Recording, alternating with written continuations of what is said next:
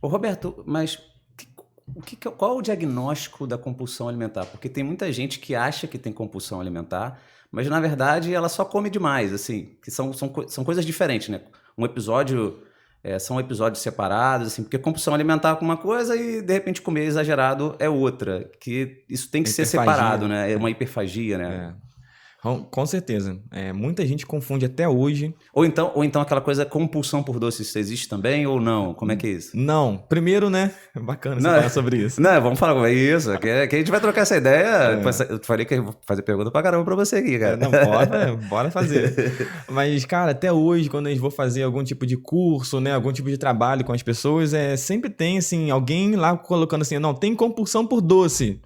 E aí, ao mesmo tempo que tem gente falando assim, eu tenho compulsão por doce, tem aquele camarada lá, às vezes com aquela mentalidade um pouco mais assim, bronca, né? E fala assim, quero ver se meio que minimizando a questão da compulsão alimentar, tornando ela como se fosse besteira ou falta de força de vontade. Aí o camarada fala assim, ninguém tem compulsão por salada, entendeu? Salada, ninguém tem. Quero ver ter a compulsão por alface, como se fosse uma questão assim de falta de vergonha da cara. Por doce você tem, né? Exagerada, você come exagerado com doce. Coisa gostosa você come, mas coisa que não você não tem compulsão alimentar. E aí, tanto num lado quanto no outro, né? É uma falta de conhecimento total a respeito do que é realmente, de fato, a compulsão alimentar. Então, para o pessoal que está aqui entender verdadeiramente, o que não é compulsão alimentar, né? Não é comer uma caixa inteira de bis, não é comer uma caixa inteira assim de bombom, não é um exagero, não é um momento onde você come até ficar ali com o estômago estufado, né? Mas a compulsão alimentar em si, ela é seguida por diversos critérios ali, né? Primeiro, é aquela sensação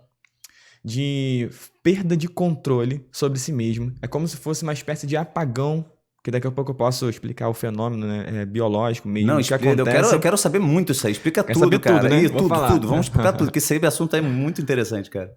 É uma sensação, assim, de falta de controle total. E ali você começa a sentir, cara, uma aceleração interna, um sentimento como se fosse assim de dane-se o mundo, porque eu vou me afogar. É como se fosse uma compensação com uma certa dose de violência ali na comida, onde eu vou comer, onde eu vou me entregar totalmente para poder anestesiar algumas sensações e dores emocionais que muitas vezes ou estão no campo consciente ou não, ou inconsciente do indivíduo. Então, por exemplo, ele já é uma pessoa que tem um padrão ali de ansiedade elevada, de autocobrança extrema, uma pessoa que se cobra demais, uma pessoa que não permite, não digere bem as falhas dela no dia a dia.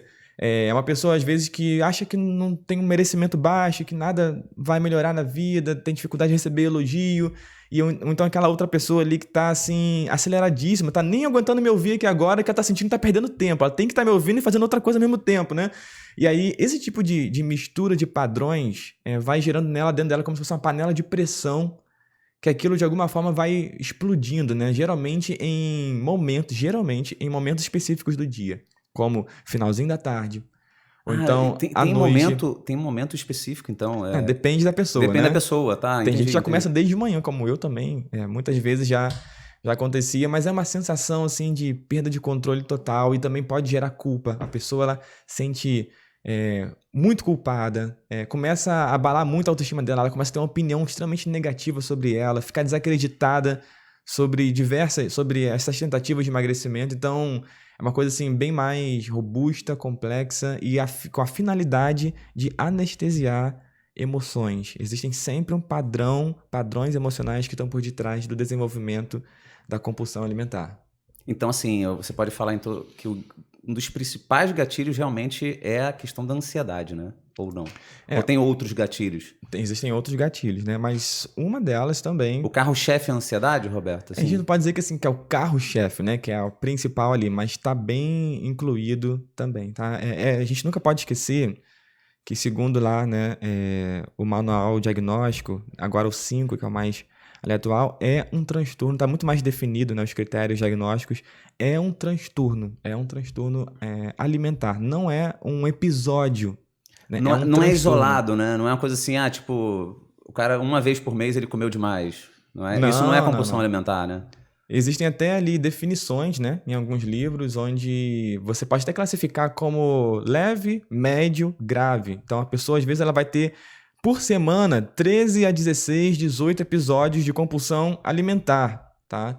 Que é uma Isso situação mais isso grave. é o severo. Severo. Cara, Assim, 13 a 18 episódios. Caraca, é muita coisa. Eu não tinha noção em relação a isso.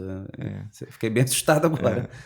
e nem sempre está associado à obesidade. Às vezes a pessoa não é obesa. Muita gente acaba meio que confundindo, né? Mesmo na minha clínica, eu recebo muita gente que não é obesa, que tem um corpo até considerado aceitável, né? Perante ali a sociedade. Às vezes a pessoa está sempre na academia, sempre com aquela roupinha ali de ginástica, mas ela tende sempre a compensar, né?